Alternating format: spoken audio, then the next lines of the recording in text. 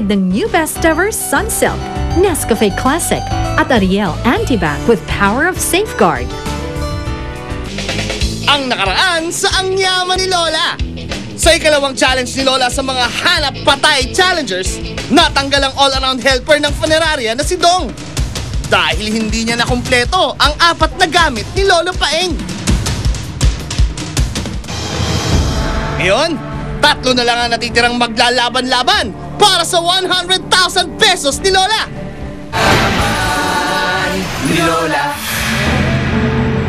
Lola, nakakatakot naman dito. Bakit ka naman matatakot sa mga patay? Mas matakot ka sa mga buhay.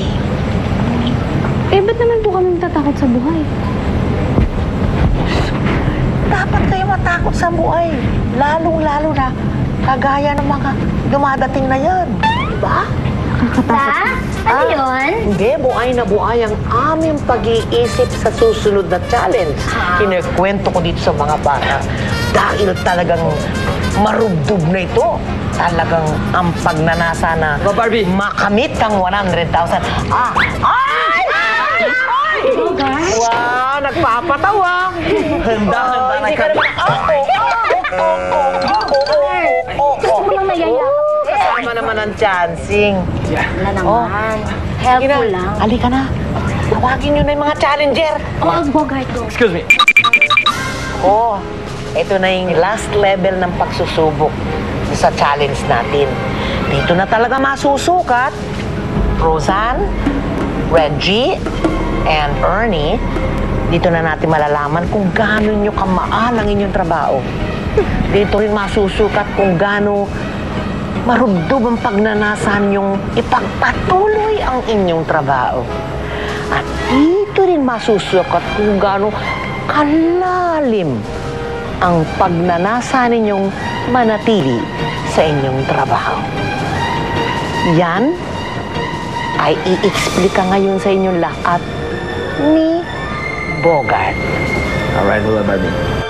Mauna na kami. Simulan na natin. Agad-agad. Takot naman ako doon. I'm scared. Are you scared? Oh, helmet niya.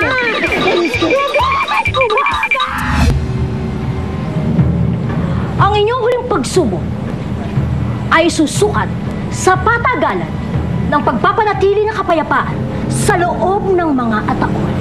Ngunit, kami ni Bogart ay hindi nangangakong di namin manakanakang gagambalain ang kapayapaang nais niyong kamtan.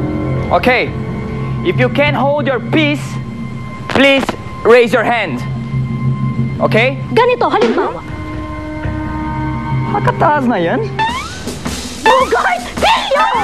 Para sa huling challenge, magpapatagalan sa loob ng kabaong ang supultorera, embalsamador at funeraria owner. Pero hindi lang ito basta-bastang pagsubok dahil may mga sorpresang isa-isang bubulaga sa kanila habang nakahiga sila sa kani-kanilang kabaong. Good luck mga challengers! And may you rest in peace.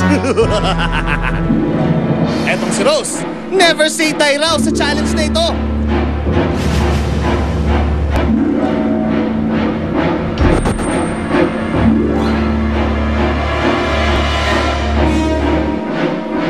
Ang strategy ko doon, hindi ako aangat doon sa loob ng kabaong hanggat walang nagsasabing suko na ako. Hindi ako aangat doon, hindi ako tatayo, hindi ako susuko. Pero si Reggie, simula pa lang ng challenge, marami nang nirereklamo.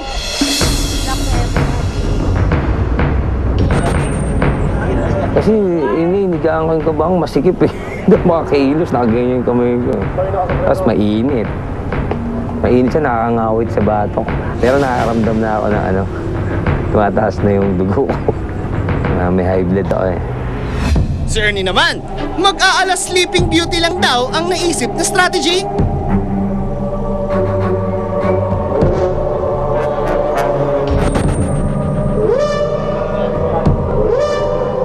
Hindi ko mahinasan na sa sementeryo, doon ba talaga ang punta talaga nung final challenge. May kunting kaba, pero sabi ko, isipan ko matapang ka Ernie, lalaki ka, Imbalmer ka nga eh. Ba't mo atrasan to? Inaganyan ang sarili ko. Pagsampa ko roon sa casket, sabi ko sa sarili ko, ganito lang pala to. Sabi ko, I do this to, kakayaanin ko to. Ang gagawin ko, matulog ako rito, kahit iwanan ako rito mag-isa, kahit lang araw ako rito, tulog lang ang gagawin ko rito. Total ako, wala may akong tulog ako. Yaman ni Lola. Susunod, simula na ng patagalan sa kabaong. Sino kaya ang unang susuko?